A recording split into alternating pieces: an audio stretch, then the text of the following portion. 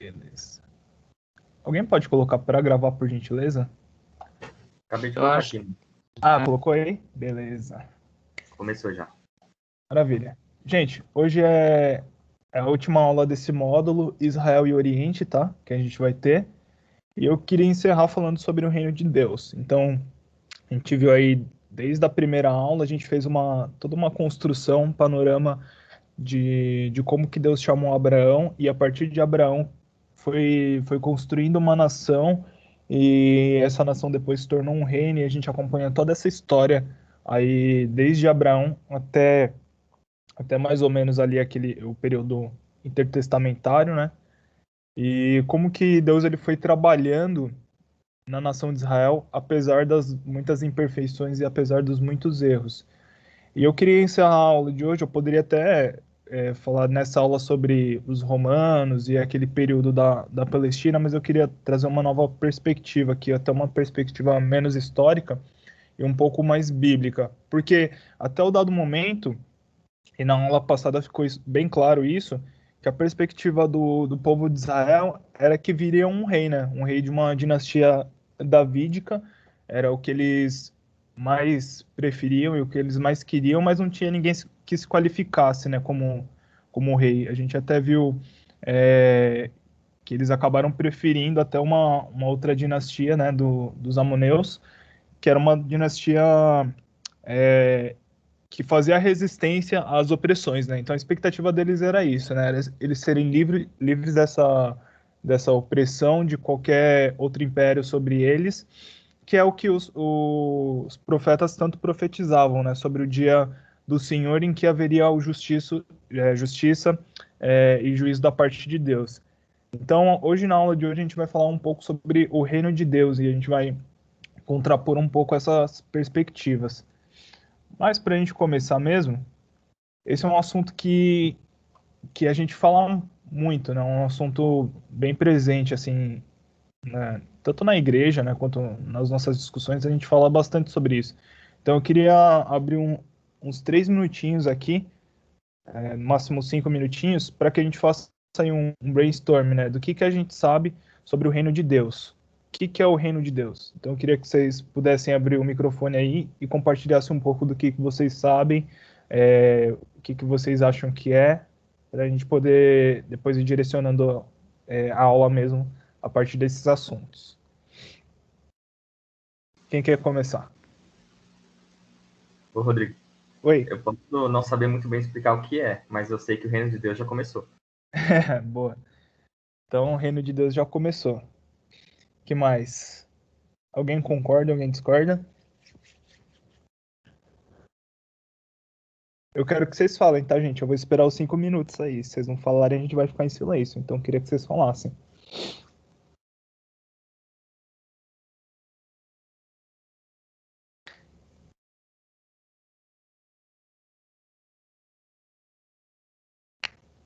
Johnny, Ilter, Clebinho, não sei mais quem tá aí. Aline, Manu, não sei.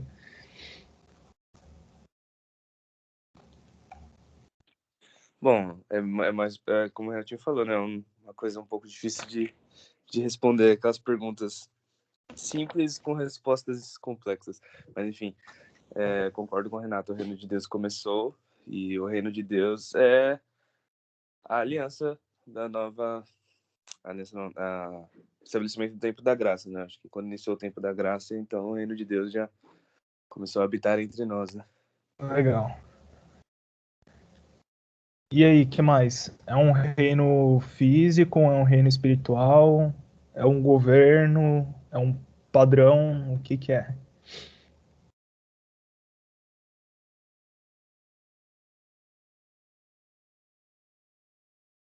Nada, gente, nada mais.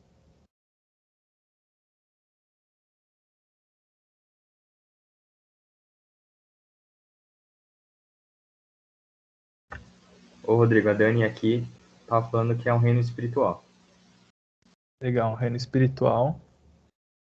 O Renato falou sobre que é um reino que já começou, mas é um reino que virá também? Ele já começou, mas será que ele é só presente ou ele é futuro também? O que que vocês acham?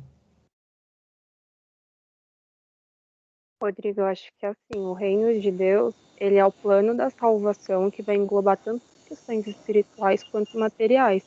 Que, por exemplo, como o Renato falou, ele já existe, né? Já começou, que ele começou desde o Jardim do Éden, desde quando Deus começou o mundo e vai perdurar para sempre, porque essa é a vontade de Deus, que nós estejamos junto com ele, constituindo o reino dele.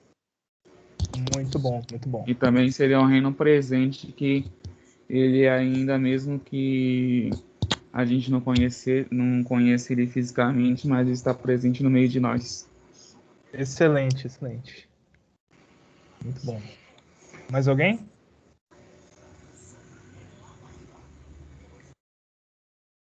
Vou levantar uma outra bola aqui antes da gente prosseguir. A gente está no módulo de Israel e o Oriente, certo? O que tem a ver Israel e o reino de Deus? Tem alguma coisa a ver? A Manu já falou um pouco sobre isso, a gente vai falar. Mas Israel e o reino de Deus, o que isso tem a ver?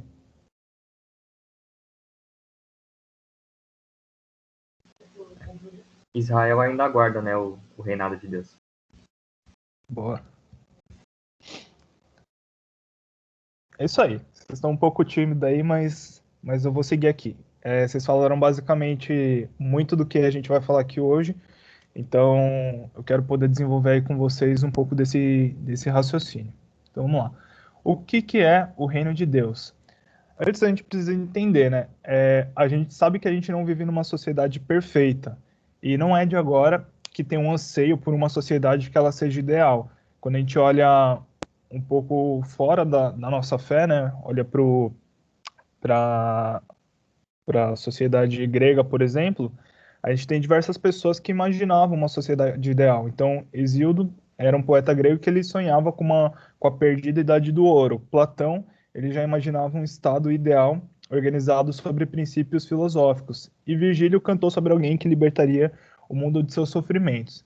E a fé hebraico-cristã, né, então essa fé aqui que mistura judaico-cristã, ela também expressa, né, a sua esperança na forma do reino de Deus. Então, a noção bíblica do reino de Deus tem raízes lá no Antigo Testamento, e vai se fundamentar na certeza de que o Deus vivo eterno se revela aos homens e tem um propósito para a humanidade, propósito que ele escolheu realizar por intermédio de Israel. Então, a expectativa e a esperança tanto da fé hebraico-cristã, tanto dos judeus quanto a nossa, é que virá um reino de Deus que vai trazer, vai consertar todos os problemas e tornar a sociedade perfeita. Tá? Mais ou menos essa é a nossa expectativa. E os profetas, eles anunciam esse dia.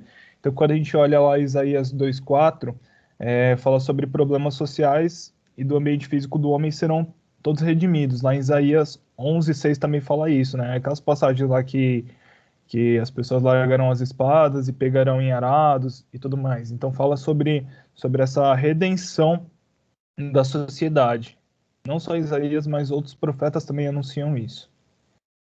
E agora, desenvolvendo um pouco mais, o que é o reino de Deus? O reino de Deus, ele é quase o tema central da missão de Jesus Cristo. Então, Jesus Cristo, ele constantemente ele está falando sobre o reino de Deus, em diversos momentos. Então, no seu ensino, ele mostra como entrar no reino de Deus. O livro de Mateus, o Evangelho de Mateus, começa falando do reino de Deus e de todos os seus valores, aquele sermão do monte. Mas Jesus também fala sobre as suas obras, né, que provavam que o reino de Deus chegara até eles. Mateus 12:28 fala disso, né? Então, quando Jesus ele curava, ele expulsava demônios, tudo isso eram obras de Jesus Cristo que estavam anunciando que o reino de Deus tinha chegado. E até as parábolas de Jesus, eles ilustravam essa verdade a respeito do reino. A gente vai falar um pouquinho sobre elas daqui a pouco. Quando a gente olha lá na oração do Pai Nosso, o cerne da oração do Pai Nosso é o quê? Vem o teu reino. Então, na oração do Pai Nosso, a gente vê também essa preocupação do reino de Deus, de um clamor para que o reino de Deus ele venha. Lucas 22 ao 30, fala que no reino de Deus há alegria e comunhão. E aí, Jesus ele também prometeu voltar em glória para trazer as bem-aventuranças do reino, àqueles que qual o reino foi preparado. Mateus 25, 31 ao 34. existem diversas milhares de interpretações do que é o reino de Deus e quando ele virá. Aqui eu trouxe alguns exemplos de possíveis interpretações, mas é muito difícil a gente definir assim, o reino de Deus é isso, porque o reino de Deus pode significar muitas coisas, né? E se a gente der um significado, e a Bíblia assim também não traz uma explicação, o reino de Deus é isso, né? A gente precisa interpretar as diversas passagens para compreender o que é o reino de Deus. Mas a gente pode pegar essas diversas interpretações e tentar buscar aqui uma essência em comum. Então, Adolf von Harnack, ele fala que o reino de Deus é um poder interior que entra na alma humana e se aposta dela, né? É até um pouco aquela interpretação que Jesus fala que o reino de Deus está dentro de vocês, ou algumas passagens falam entre vocês. Dodd fala que o reino de Deus é o absoluto que entrou no tempo e no espaço na pessoa de Jesus de Nazaré. Até foi falado aqui, né? Então, quando Jesus ele vem, ele inaugura esse reino, né? Ele traz esse reino que invade tanto tempo quanto espaço. Albert Schweitzer, ele fala que é uma esfera apocalíptica a ser inaugurada por um ato sobrenatural de Deus, quando a história cessa e tem início uma nova ordem celestial de existência, ou seja, uma realidade futura e sobrenatural. Então, quando Jesus fala que ele ainda virá, né, a plenitude do seu reino, é mais ou menos essa interpretação que o Schweitzer está tentando trazer aqui. E desde Agostinho de Hipona, a gente vai ter um módulo sobre história da igreja, a gente vai poder localizar melhor essas pessoas na história. Mas a gente está falando aqui do começo da igreja, lá nos primeiros séculos. E desde os primeiros séculos, tem uma interpretação de que o reino de Deus é a igreja. Então, conforme a igreja cresce, conforme a igreja vai se expandindo, a igreja com I maiúsculo, o reino de Deus, ele também cresce. E aí, dentro dessa visão, alguns acreditam que a missão da igreja é ganhar o mundo inteiro para Cristo, transformando no reino de Deus. Também é uma possibilidade de interpretação. Não vou dizer se está errado ou se está certo, mas são possibilidades, tá? E outros entendem que o reino de Deus é um padrão. Então, o reino de Deus, ele traz também valores que eles, em suma, eles são ideais para a sociedade humana, né? Então, são padrões que a gente deve viver eles dentro da sociedade. E aí, algumas pessoas acreditam que os homens edificam um reino ao trabalhar para a ordem social ideal e se esforçar em resolver os problemas de pobreza, doença, relações trabalhistas e etc. Então, quando a gente se apropria dos valores do reino e no nosso dia a dia a gente pratica isso, a gente está edificando o reino para trazer, para expandir e oficializar o reino de Deus na nossa sociedade, né? Trazer um valor do reino e trazer o reino em si em meio a uma sociedade perversa. Diante de tanta diversidade aí de interpretação, a gente pode olhar para a Bíblia. O que é o reino de Deus? Então, a palavra do Senhor diz que o reino de Deus é uma realidade presente. Romanos 14, 17 fala disso. Então, retidão, paz e alegrias são os frutos do Espírito que Deus concede àqueles que se entregam ao governo do Espírito. Ao mesmo tempo, o reino de Deus é uma herança que Deus concederá quando Cristo vier em glória. O reino de Deus é também um domínio, do qual os seguidores de Cristo já entraram. Colossenses 1,13 fala sobre isso. Mas também é um reino futuro, é um domínio futuro no qual a gente precisa entrar. Então é o que a gente já entrou, mas a gente vai entrar. Tem essa perspectiva um pouco, parece um pouco ambígua, mas a gente vai entender. E também é um reino que ele está presente, e ele já está em operação no mundo, vocês já até falaram, é como uma semente minúscula que se transforma em uma grande árvore. Lucas 13, 18 e 21 fala sobre isso. Mas aí a gente tem que tomar um pouquinho de cuidado com o anacronismo, né? Quando a gente olha para o Antigo Testamento, olha para a Bíblia, que foi escrita 2000 anos atrás, o Novo Testamento, e a gente achar que quando fala de reino de Deus, está falando de um reino como se fosse um reino da Inglaterra. Esse é anacronismo. A gente transporta uma perspectiva uma perspectiva do presente para o passado, né? Então tem essa diferença aí de significados. Quando a gente pensa em um reino moderno, a gente imagina um espaço ou um domínio, né? Um espaço literal, um espaço físico no qual um rei ele exerce sua autoridade ou em conjunto com os súditos de uma monarquia. Mas isso desvia a nossa compreensão correta da verdade bíblica. Se a gente pensar no reino de Deus somente como um espaço de governo, a gente vai estar perdendo muito do significado daquilo que o reino de Deus é. O reino de Deus, a gente pode dizer que ele é a realeza do rei, né? O seu governo, toda a sua autoridade, mas não há sentido em um reinado sem um domínio. O reino de Deus é também uma esfera na qual a gente vivencia o reinado de Deus, tratado na Bíblia muitas vezes como esfera em que entramos no presente e no futuro. Então, a gente junta todos esses elementos, né? Tanto é um espaço onde a gente fica sob o reinado de Deus, mas também representa toda a questão da realeza do Rei Jesus, né? Um governo e a sua autoridade. Resumindo tudo isso, a gente pode resumir o reino de Deus como o quê? Como 3 pontos. Primeiro, é o reinado de Deus. Então, o reino de Deus é um reino no qual Deus é soberano sobre todas as coisas e ele governa. E aí tem 2 perspectivas de esfera. Uma é uma esfera na qual a gente pode entrar agora e viver as bênçãos de Deus agora, mas também é uma realidade futura. Então essas 2 coisas vão andar juntas, né? Algo de agora e algo futuro que a gente vai viver em plenitude somente quando o Senhor Jesus voltar. Tem uma frase uma expressão que acho que amarra tudo isso daí muito bem, né? Que o reino de Deus é o já e ainda não. Então, o reino de Deus ele já acontece agora, mas ainda não, porque ele é futuro e a plenitude dele só vai ser concretizada e completada na segunda vinda de Cristo. Mas a gente vai desenvolver isso daí um pouco a partir de agora. Até aqui, tudo bem? Tudo certo, mano. Beleza. Então, vamos lá. O reino de Deus é amanhã? Então, a gente falou de uma esfera futura. Vamos desenvolver um pouco isso. A segunda vinda de Jesus Cristo é um tema central na teologia bíblica, né? Então, faz parte das doutrinas básicas quando a gente lê o Novo Testamento, tá? Ou mesmo quando a gente olha para o Antigo também, é um tema central, né? Escatologia, para usar uma palavra difícil, é um tema central. Embora isso seja verdade, a gente tem que lembrar, existe um aspecto da vida do reino aqui e agora. Mas o interessante é que, da mesma forma que existem 2 adventos, advento é a vinda de Cristo, né? Advento seria uma vinda, então advento de Cristo é a vinda de Cristo. Existe um na carne, quando Jesus Cristo vem encarnado, que a gente chama de encarnação, e tem um outro em glória, que a gente vai chamar de parousia, tá? Eu vou usar bastante esse termo, mas quando eu falar parousia, vocês entendam como o segundo advento, ou a segunda vinda de Cristo.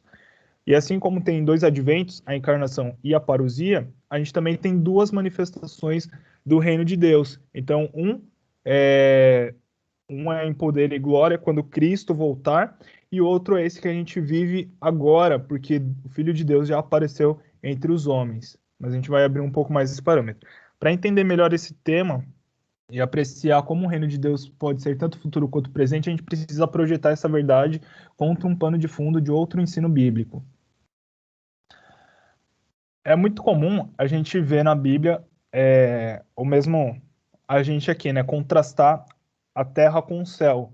Isso é bem comum. Quando a gente pensa em terra, a gente está pensando na nossa realidade física e material agora. E quando a gente pensa em céu, quando a gente fala, eu vou para o céu, ou, que saudades do céu, a gente está falando de algo transcendente, de uma salvação que ela é futura, que ela sai dessa realidade material para ir para uma outra realidade.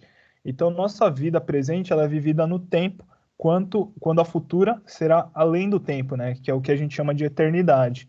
E aí, no Novo Testamento grego, quando a gente olha a palavra mundo, quando a gente está lendo o Novo Testamento, a gente vai se deparar com a palavra mundo, a gente precisa entender que existem 2 significados, tá?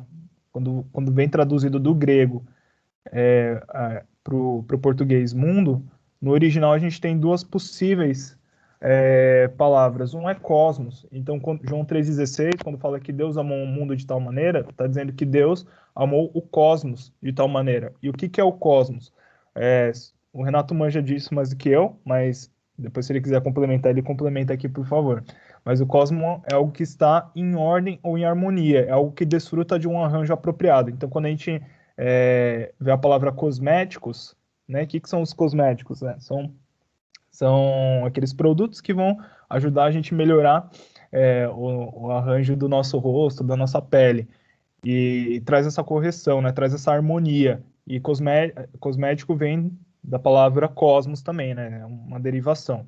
E é utilizado como a soma e o total de tudo que constrói o universo ordenado. Então é toda essa harmonia e ordem do universo e todos os seus componentes.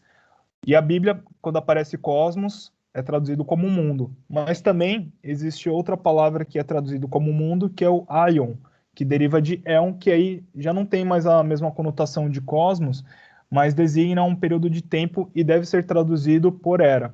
Por que eu estou falando isso? Porque na Bíblia aparecem essas coisas. Então, por exemplo, em Mateus 24, no sermão escatológico de Jesus Cristo no fim dos tempos, ele diz assim: mais tarde Jesus sentou-se no Monte das Oliveiras e seus discípulos vieram até ele particular e perguntaram: diga-nos quando isso tudo vai acontecer, que sinal indicará a sua volta e o fim dos tempos. Quando fala fim dos tempos, talvez algumas versões vão falar sobre a consumação do mundo ou alguma coisa do tipo, está falando de aion. E aí a gente entende como era, que sinal indicará a sua volta e o fim desta era.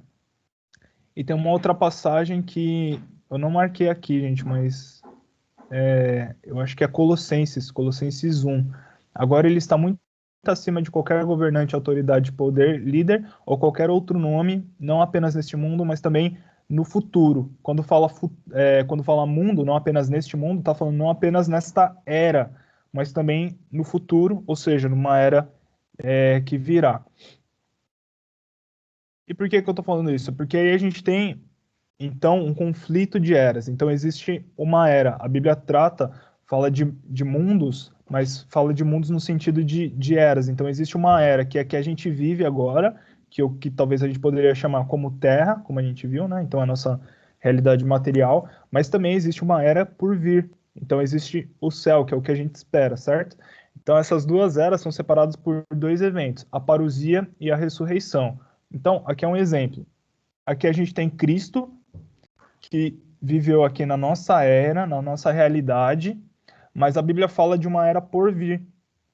E essas duas eras, elas são divididas por dois eventos. A parousia, que é a segunda vinda de Jesus Cristo, e a ressurreição de Cristo. É isso que a Bíblia fala. Então, essas duas eras, elas esta era vai passar a ser a era por vir quando acontecer esses dois eventos. Mas claro que a gente vai desenvolver um pouco mais.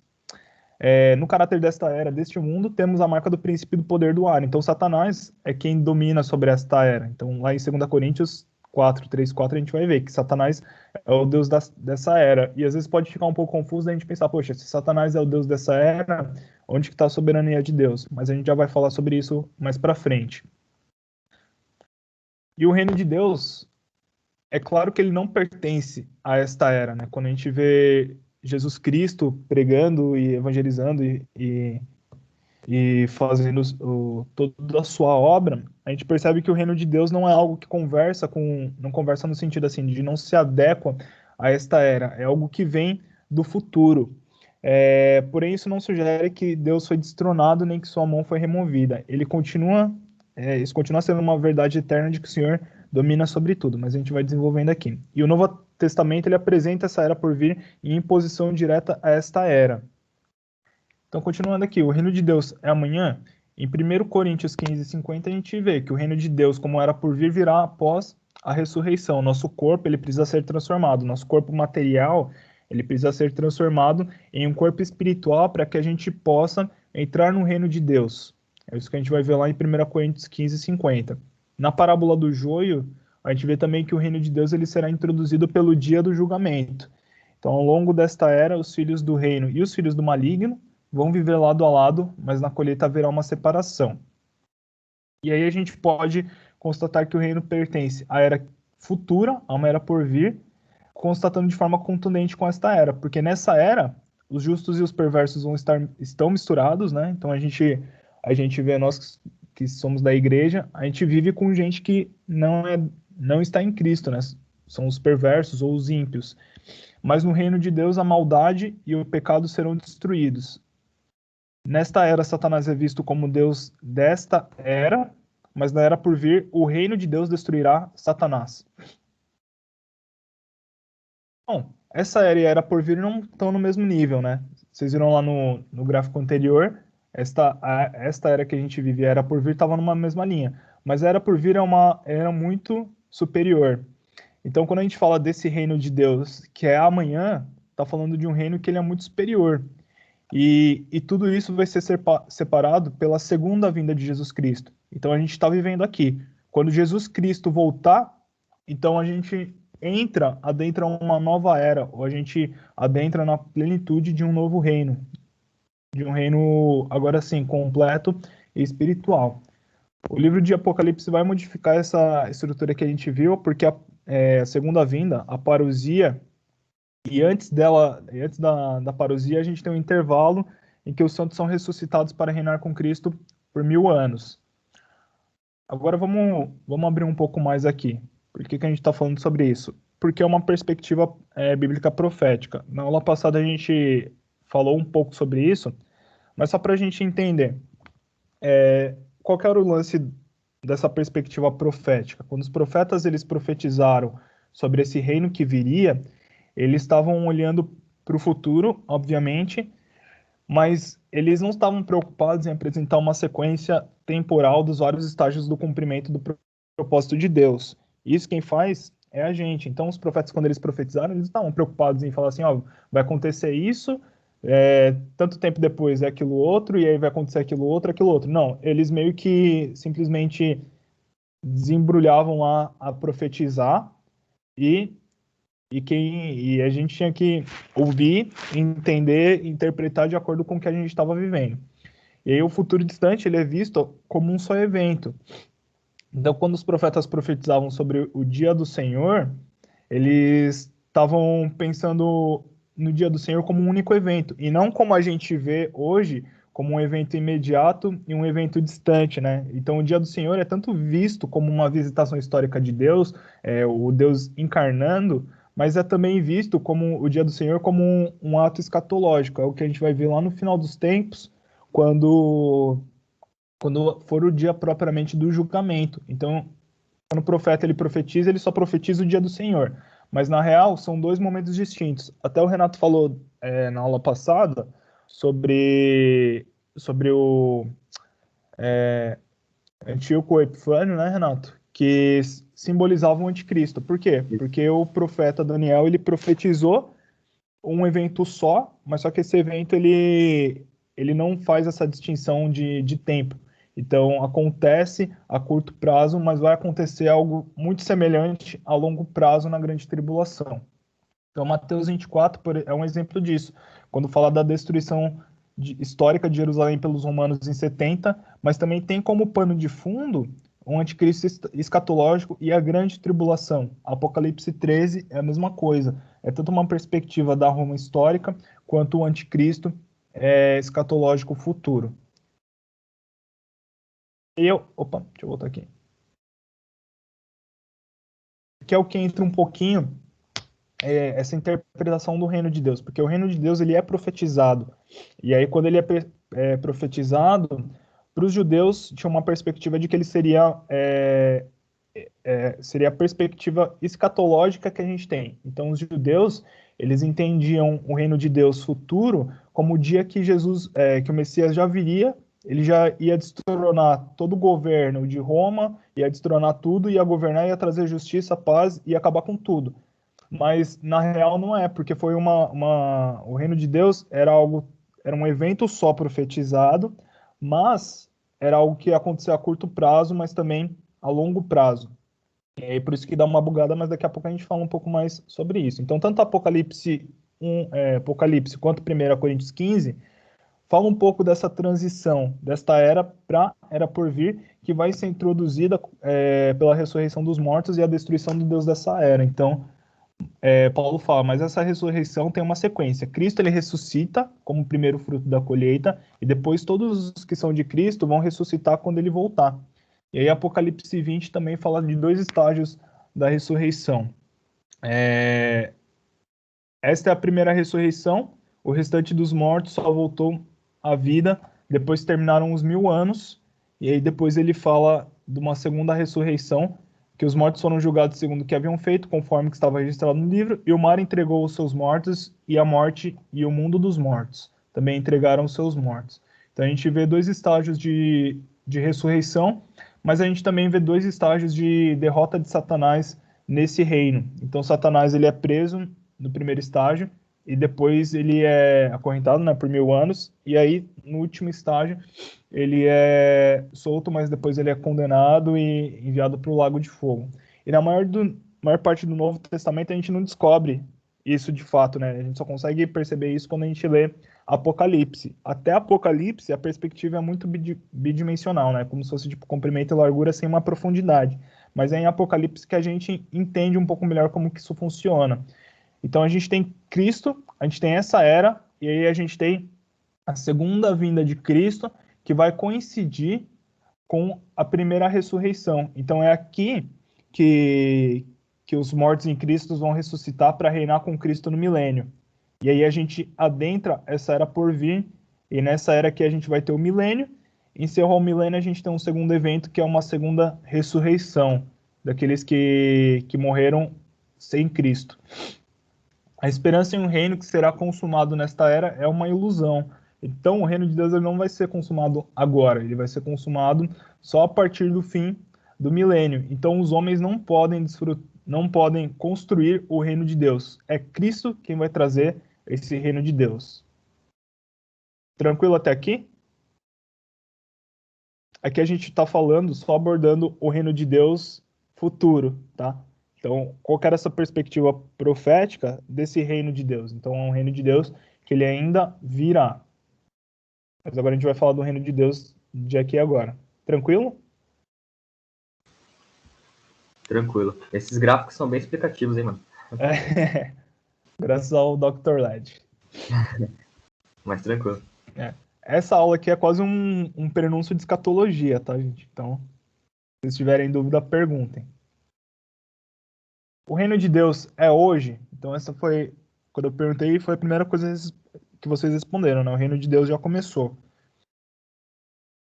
Se a gente pensasse no reino de Deus só como algo futuro, a gente teria uma redenção que ela é exclusivamente uma promessa. Então, a gente não ia desfrutar nada da obra de Jesus Cristo, porque tudo isso só seria concluído na sua segunda vinda.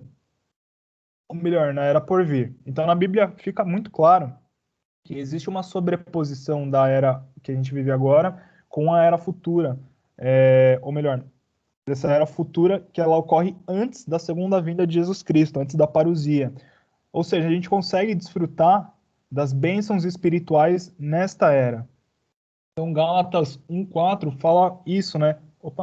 Que Jesus Cristo ele entregou a sua vida por nossos pecados a fim de nos resgatar deste mundo mal, conforme Deus, nosso Pai, havia planejado. Então, a gente consegue desfrutar nessa era esse resgate do mundo mal, esse resgate da natureza pecaminosa, tudo isso por conta de Jesus Cristo. Claro que a gente não consegue desfrutar 100%, viver 100% em santidade por conta do pecado original. Ainda falta isso que vai ser tirado de nós na segunda vinda de Cristo. Mas a gente já consegue, pelo Espírito Santo habitando nos nossos corações, desfrutar dessa realidade, dessa era por vir.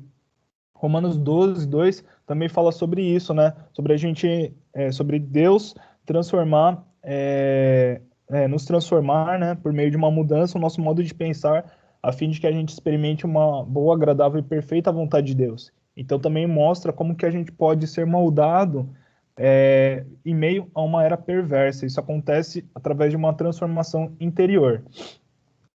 E aí eu vou abrir um pouco mais o gráfico, tá? Então a gente está construindo esse gráfico aqui para a gente poder entender o reino de Deus um pouco melhor. Cristo vem, então Cristo nasceu e Cristo encarnou naquilo que a gente chama de esta era. Mas o que acontece? Quando Jesus Cristo ele morre na cruz e ele ressuscita, aqui a gente tem um início de uma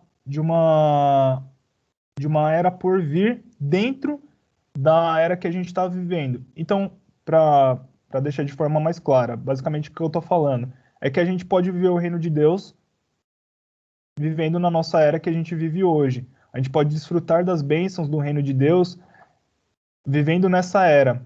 Por quê? Porque Cristo ressuscitou. Então, até a ressurreição de Cristo e a parousia, a gente já vive, não de forma plena, mas a gente vive uma sobreposição dessa era por vir com com esta era. Por isso que a gente consegue, a gente não, né? Deus consegue, por exemplo, curar, consegue libertar cativos, porque a gente está vivendo essa sobreposição de eras. Então, a gente vive na era da igreja, e essa era da igreja é um prenúncio da era por vir. Na era por vir, a gente vai ver tudo isso daí em plenitude, que aí a gente vai ter o retorno de Jesus Cristo com a ressurreição dos mortos, que vai acontecer num piscar de olhos, e aí a gente inaugura o milênio reinando com Cristo, já nessa era por vir, e aí a gente tem uma segunda ressurreição para o julgamento, tá?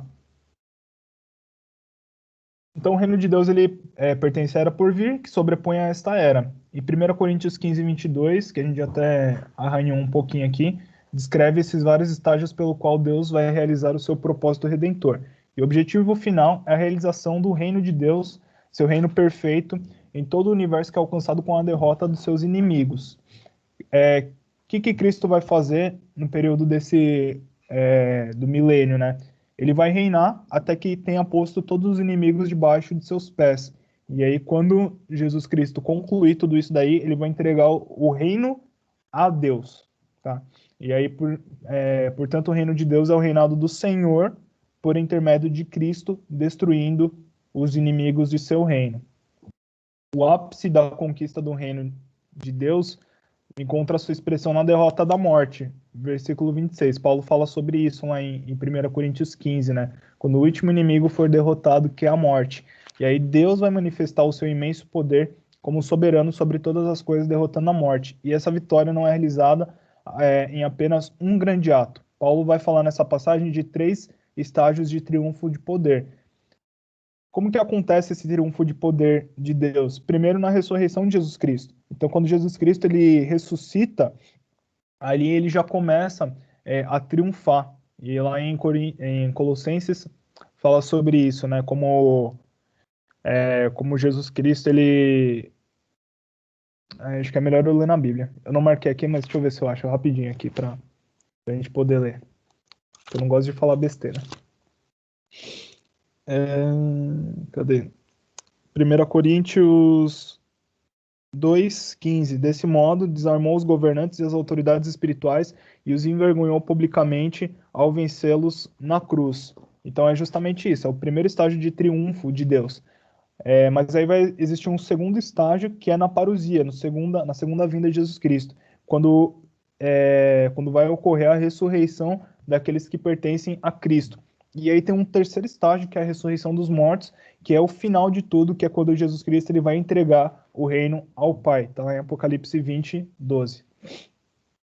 A ressurreição de Cristo nos dá uma garantia de que a gente vai ser ressuscitado também. Então, o fato de Jesus Cristo ter ressuscitado primeiro é a nossa esperança de que, mesmo quando a gente morrer, a gente vai ser ressuscitado ao soar da última trombeta. E aí não é um evento isolado, mas é uma ocorrência escatológica, né, do fim dos tempos, que foi transplantada para o meio da história. Então é como se Jesus Cristo ele trouxesse a realidade futura e transcendente para o meio da nossa história, do meio da nossa era, quando ele ressuscitou. E aí a conquista de Jesus Cristo também é uma manifestação tripla do reino de Deus. Ou seja, o reino de Deus ele representa também o reinado de Jesus, até que todos os inimigos sejam postos sobre o seu pé. E aí Satanás ele é derrotado em 3 estágios também. Então a gente viu ali o triunfo em 3 estágios, mas Satanás ele também é derrotado em 3 estágios. Isso acontece quando? Na morte de Cristo, né? Quando Cristo ele morre e ressuscita, Satanás ele foi destruído. A palavra original aqui é Cartágio, depois o Renato me corrige aí, que significa tornar inoperante. Então, o que aconteceu? Quando Jesus Cristo ele morre na cruz do Calvário, todo o poder que Satanás aparentemente tinha, ele foi tornado inoperante. Então, Satanás ele já não tem todo aquele domínio que ele tem, porque agora Jesus Cristo começa a operar através da igreja. Por isso que Jesus Cristo ele fala assim, as portas do inferno não prevalecerão contra a minha igreja. Por quê? Porque Satanás, o seu poder, ele está inoperante. Então, através do poder do Espírito Santo, por intermédio da igreja, é que a gente consegue arrombar as portas do inferno e resgatar pessoas, e curar, e pregar o evangelho, e essas pessoas são libertas. Então, é como se o poder de Satanás fosse um carro aí sem bateria, ou um celular sem bateria. Então, ele está inoperante. Em segundo, a segunda derrota de Satanás vai ser na parousia. Então, quando Jesus ele retornar, Satanás ele vai ser preso. E aí tem um terceiro derrota de Satanás que vai ser no final do milênio, quando ele é lançado no lago de fogo. Então, junto com o reino de Deus, existe também o evangelho deste reino. E este evangelho significa que Deus age entre os homens para libertá-los da servidão de Satanás. Então, tranquilo, gente? Só amarrando aqui, a gente vê o reino de Deus. Ele é futuro. Então ele vai vir em plenitude quando Jesus Cristo voltar e dar início a uma era por vir, mas ele também é presente, porque Jesus Cristo ele transportou toda a realidade do porvir para nossa realidade, para nossa era, quando ele encarnou, quando ele morreu na cruz e tornou inoperante todo o poder de Satanás, e quando ele ressuscitou, também nos trazendo esperança de que a gente também vai ressuscitar com ele. Tranquilo? E aí, na era que a gente está vivendo agora, por causa da ressurreição de Cristo, a gente consegue também experimentar as bênçãos espirituais de uma era por vir. Claro que não em plenitude, mas a gente vive, como se fosse, entre aspas, uma degustação daquilo que vai acontecer perfeitamente quando Cristo voltar. Tranquilo? Alguém quer perguntar alguma coisa? Aí no final do ano, quando a gente for falar de escatologia, a gente vai acabar dando uma voltada no assunto, né? Do reino de Deus. Vamos. Aí a gente dá uma reexplicada, né?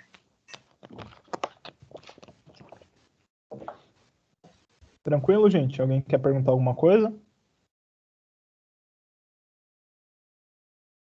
Então vou avançando aqui. Eu não queria... Bom, acho que dá tempo. A gente vai entrar agora num tema a gente viu, o reino de Deus é futuro, o reino de Deus já começou, mas qual que é o lance do reino de Deus? Porque quando a gente fala do reino de Deus, e pra gente é muito claro, mas pro pessoal que estava vivendo na época de Jesus não era tão claro assim. Por quê? Porque o reino de Deus, ele veio como algo misterioso, né? Então, o mistério na Bíblia é algo que permaneceu oculto ao longo dos tempos eternos e agora ele é revelado na pessoa de Jesus Cristo. A gente já viu isso. Então, lá em Daniel 2, 44 e 45, a gente tem a perspectiva do Antigo Testamento em relação ao futuro. Os profetas, a gente já viu, eles aguardavam um dia glorioso em que o reino de Deus viria, e é nesse dia que Deus ele ia eliminar os reinos perversos da autoridade humana e encheria a terra de justiça. Essa era a perspectiva deles. E não é uma perspectiva errada, porque é o que a Bíblia está dizendo. João Batista, a gente pode dizer que ele era o último dos profetas do Antigo Testamento, né, do período do Antigo Testamento. Ele anuncia a vinda do reino de Deus. E ele anunciava essa vinda do reino de Deus através de um Messias que traria um batismo duplo, né? Então, Mateus 3:11 fala sobre isso, fala sobre um batismo com o Espírito Santo para aqueles que iriam vivenciar a salvação messiânica do reino de Deus, mas também tem um outro batismo, que é o batismo com fogo do juízo final, tá? Não vou explicar aqui agora, tem muitas pessoas boas que dão interpretações, batismo com fogo, com o batismo de Pentecostes, mas também tem muita gente boa que interpreta batismo com fogo nessa passagem como juízo final. Eu fico com a segunda opção por conta dos versículos seguintes. Se a gente pegar Mateus 3, o versículo 12, a gente vai ver que fala sobre Jesus Cristo peneirando essas pessoas, né? Então, aqui João Batista ele prenuncia dois batismos. Um batismo com o Espírito Santo para as pessoas entrarem no reino de Deus e terem a salvação, e um batismo com fogo para aqueles que não se arrependeram e não creram em Jesus Cristo, e é um batismo para o juízo final. Quando João Batista ele é preso, ele manda seus discípulos perguntarem para Jesus se Jesus era mesmo o Messias. E por que ele pergunta isso? Não acredito que João Batista ele tinha tantas dúvidas assim, né? Eu acredito que era mais um momento de fraqueza, que ele estava preso, mas ele queria realmente ter a certeza que Jesus Cristo era o Messias. E por que essa dúvida? Por que essa pergunta? Porque parecia que a profecia de Daniel parecia não estar se cumprindo. Quando os judeus eles tinham essa expectativa de que o reino de Deus traria toda essa liberdade, que o Messias traria toda essa liberdade. Mas quando a gente olha para a realidade daquela época, a gente vê Herodes reinando, e Herodes não era nem digno de ser rei naquela região. Roma dominava Jerusalém e a autoridade estava nas mãos de um romano, né, Pôncio Pilatos. E o problema dos judeus era tentar entender e interpretar a pessoa e o ministério de Jesus. Como que Jesus poderia ser o portador do reino de Deus, enquanto o pecado e todas as instituições perversas e pecaminosas permaneciam impunes. E aí, esse é o mistério do reino, porque ele opera entre os homens em dois estágios diferentes. Ele ainda está por vir na forma profetizada por Daniel, mas ele já veio agora para operar entre os homens. E aí as parábolas que Jesus conta... só deixa eu voltar aqui, que a gente estava falando de João Batista, né? Qual que foi a resposta de Jesus para João Batista? Jesus não deu nenhuma resposta, né? Basicamente. A resposta de Jesus foi o quê? Foi curar enfermos. Curou cego, curou coxo, expulsou demônios e falou assim para os discípulos de João: fala para João tudo o que vocês viram. Então, o que é? Os sinais que Jesus estava operando era a confirmação de que ele era o Messias e que o reino de Deus já havia chegado. E aí a gente tem as parábolas que Jesus conta. Essas parábolas, elas mostram também a realidade do reino de Deus. Então, a parábola do semeador mostra que o reino de Deus está aqui, mas não com um poder irresistível, porque tinha gente que poderia rejeitar o reino de Deus. A parábola do joio e do trigo fala sobre os filhos do reino e os filhos do maligno vivendo em conjunto. Mostarda e fermento fala sobre o reino de Deus que um dia encherá a terra. A gente tem a parábola do tesouro escondido e da pérola, que fala como o reino de Deus, apesar de ser um presente, pode custar caro, pode custar posses, terrenos, amigos e afeto familiar ou mesmo a vida. E também tem a parábola da rede de pesca, que fala que o reino de Deus é como uma rede de arrasto que reúne influências de vários tipos de homens, bons e maus. Então Jesus ele explica o reino de Deus através das parábolas.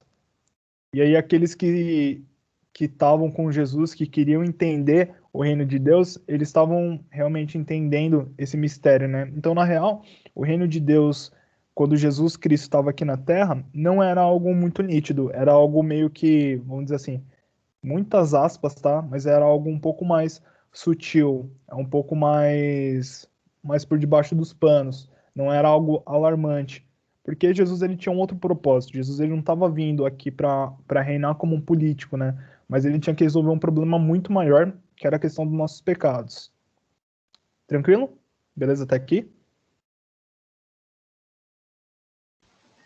Beleza. Se alguém tiver alguma dúvida e quiser mandar também no chat, eu dou uma olhada na hora e pergunto pro Rodrigo. Boa. E aí, para a gente encerrar aqui, um último ponto, claro que dava para a gente falar de muita coisa aqui sobre o reino de Deus. Mas talvez a questão que fica um pouco mais de dúvida é em relação ao reino de Deus e a sua relação com Israel e a igreja. A gente acaba confundindo muito essas coisas. Então, trazer um pouco aqui esse panorama. É um dos assuntos mais difíceis de explicar dentro desse tema de reino de Deus. Porque a Bíblia não fala de forma explícita sobre como que o reino de Deus, Israel e a igreja se relacionam. Então, a gente acaba tendo que deduzir. Mas vamos entender um pouco. Quando Jesus ele vem e ele começa a pregar o evangelho com os seus discípulos, eles tinham um único alvo, que era buscar as ovelhas perdidas de Israel. É fato que Deus ele escolheu Israel. A gente viu isso desde da primeira aula desse modo. E quando Deus ele escolhe Israel, ele promete também bênçãos do reino para ela. E aí o que acontece? É como se o reino de Deus fosse, por direito de eleição, história e herança da nação de Israel. Então é como se Deus escolhesse Israel e Israel fosse o portador desse reino de Deus, vivendo como nação. Esse era o propósito de Deus. Mas Israel ele não responde a essa obra do reino de Deus. Então, quando o João Batista ele prega o arrependimento, ou quando Jesus Cristo ele vem e oferece as bênçãos do reino, Israel não responde a essa obra de Deus, não responde a essa obra do reino de Deus. Eles rejeitam. Então, antigamente, como que funcionava? Os gentios é todos aqueles que não eram judeus, eles só podiam desfrutar das bênçãos de Israel fazendo parte da nação. Não tinha outra forma deles desfrutarem dessas bênçãos espirituais. Mas quando Jesus ele vem, ele não faz oferta de um reino político e ele nem envolve bênçãos nacionais e materiais. Ele se dirige aos indivíduos. E aí ele traz um novo termo de relacionamento, que é um relacionamento baseado em decisão e fé. E aí os judeus como um todo, né, assim, generalizando, claro que teve gente que aceitou, mas em sua maioria eles recusaram esse novo relacionamento. Então alguns responderam e se tornaram discípulos de Jesus e verdadeiros filhos do reino, e eles formaram esse núcleo do que se tornou a igreja, mas a maioria dos judeus não aceitaram esse reino de Deus que Jesus Cristo como portador estava trazendo. Quando as pessoas, ou mesmo quando a gente vê aquela passagem de Pedro, ele confessa Jesus Cristo como Messias, ele não está confessando só Jesus Cristo como Messias, mas ele está confessando a presença do reino de Deus. Então dizer que Jesus Cristo é o Messias significa dizer que eu acredito que o reino de Deus chegou, porque a missão de Messias, ou a missão de Jesus Cristo, era trazer o reino de Deus até os homens. A perspectiva popular da vinda do reino de Deus era que esse reino ele representasse o fim dessa era, a gente já até falou. E a manifestação do governo de Deus em glória e poder. Mas Jesus ele ensina que o reino de Deus ele veio, mas de uma forma nova e inesperada, tá? Então, tanto a missão de Jesus Cristo como seu Messias era um mistério para o povo.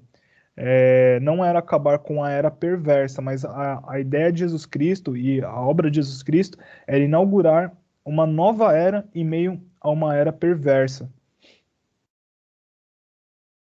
Quando Pedro ele confessa que Jesus Cristo é o Messias, Jesus ele traz uma revelação do seu plano, que ele criaria um novo povo. Então, quando Jesus Cristo ele fala, né, que isso é Pedro, e sobre essa rocha edificarei a minha igreja, ele está falando da palavra eclesia, que a gente vai ver nas próximas aulas, então eu não vou focar muito no que é a igreja, etc. Mas no Antigo Testamento, eu escrevi errado, no Antigo Testamento grego, quando a gente vê, melhor, deixa eu recapitular aqui. A gente tem a palavra eclesia no Novo Testamento, que eclesia é uma palavra grega, mas no Antigo Testamento tem uma palavra equivalente que é a palavra carral. Mas essa palavra carral, quando ela é traduzida do hebraico para o grego, essa palavra carral se torna eclesia também. Então, tanto eclesia quanto carral é uma mesma palavra que tem equivalência, que significa o Israel como o povo de Deus. Então, tanto eclesia quanto carral significa o povo de Deus. Então, o uso da palavra igreja propõe trazer à existência um novo povo que tomaria o lugar do antigo Israel no sentido de ser portador do reino de Deus. Então, Israel é como se Deus estivesse dando uma responsabilidade para Israel como nação de ser portador do reino de Deus. Mas quando Israel rejeita esse reino de Deus, Deus pega esse reino e dá para um novo povo. E esse novo povo é o povo que Deus está falando aqui, eclesia. Então, as chaves do futuro reino dos céus, ou seja, abrir ou fechar as portas para as bênçãos da era por vir, são entregues aos apóstolos da igreja. Então, as chaves da igreja são dadas aos apóstolos, são dados e depois a igreja em si com I maiúsculo. Então, o reino de Deus não está mais ativo no mundo por intermédio de Israel, mas antes ele opera por meio da igreja. E aí Lucas 11:52 fala sobre isso, fala sobre uma chave que é o entendimento e a interpretação correta do Antigo Testamento que iria levar os judeus a reconhecer na pessoa e no ministério de Jesus Cristo a presença do reino de Deus. Mas aí Jesus, nessa passagem, ele está condenando ali os escribas e os fariseus porque eles meio que fecharam a porta e não deixaram ninguém entrar. Ou seja, toda a interpretação correta que daria acesso para todo o povo de que o reino de Deus tinha chego, o pessoal os mais intelectuais, eles fecharam essa porta. Então as pessoas não podiam entrar, entre aspas, entrar no reino de Deus porque elas não conheciam. Então, resumindo, Israel foi possuidora do reino de Deus até a vinda de Cristo em carne. Mas quando eles rejeitam o reino de Deus e rejeitam Jesus Cristo como portador do reino de Deus, esse reino é tirado de Israel e entregue a um novo povo, agora a igreja. Então, o reino de Deus ele não vai funcionar no vazio. Ele é confiado a homens e funciona por meio de homens redimidos, que através de Jesus Cristo já se entregaram ao governo de Deus. Só para a gente amarrar bem, a igreja não é o reino de Deus. O reino de Deus, ele cria a igreja e ele opera no mundo por intermédio da igreja. Então, os homens não podem edificar o reino de Deus, mas podem pregá-lo e proclamá-lo, recebê-lo ou rejeitá-lo.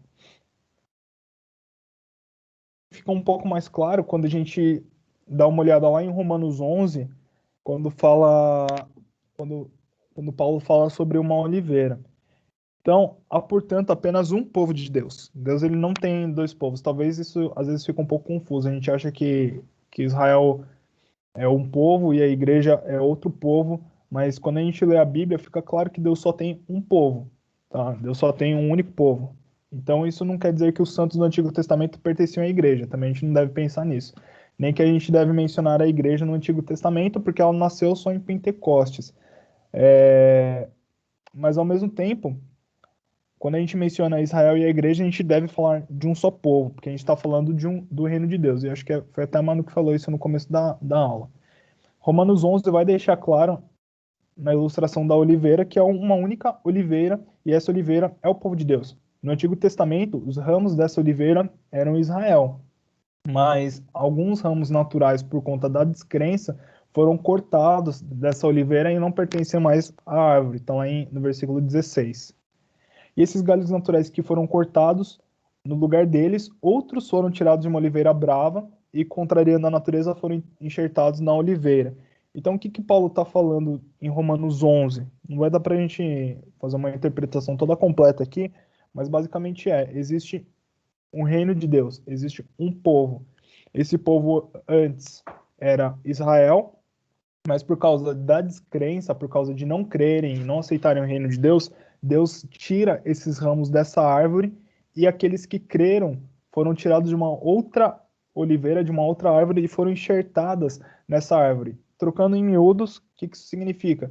Que existe um povo e esse povo é composto de Israel e composto da igreja, ou seja, de todos aqueles que creram e aceitaram tanto o reino de Deus quanto seu portador, Jesus Cristo.